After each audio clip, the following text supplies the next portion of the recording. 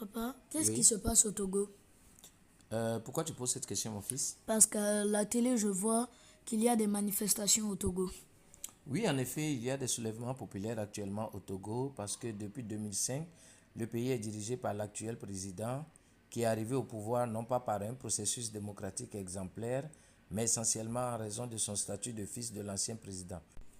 Et cela fait maintenant 20 ans qu'il est à la tête de l'État sans que le pays ne parvienne à démarrer un véritable développement économique et social. Les besoins fondamentaux de la population, notamment dans les domaines de la santé, de l'éducation, de l'emploi, de l'accès à l'eau potable et à l'électricité, restent largement insatisfaits. Le sentiment d'abandon et de frustration grandit chaque jour au sein de la population. Cette longévité au sommet de l'État est d'autant plus contestée que le pouvoir est resté entre les mains d'une seule famille depuis 1967. Le père puis le fils cumulent à eux deux 58 années de règne ininterrompu. Cette dynastie politique, unique en Afrique de l'Ouest, est régulièrement dénoncée par l'opposition, la société civile et une partie de la population qui réclament une véritable alternance démocratique. Des manifestations ont éclaté à plusieurs reprises pour exiger des réformes profondes, mais elles ont été souvent réprimées dans la violence. Ce rejet croissant d'un pouvoir jugé héréditaire et autoritaire traduit une aspiration forte à la liberté, à la justice et à la démocratie.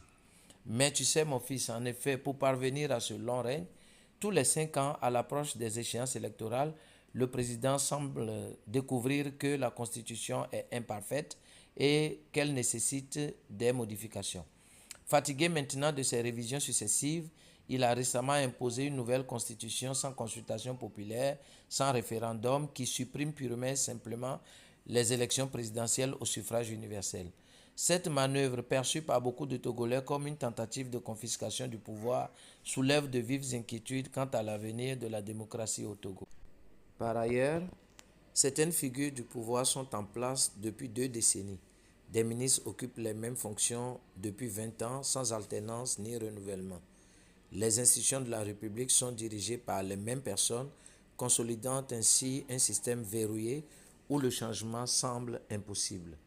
En verrouillant ainsi l'accès au pouvoir, ce système dynastique ferme la porte à toute une génération de jeunes Togolais qui rêvent de servir leur pays autrement. Hier, c'était le père qui a dirigé jusqu'à sa mort.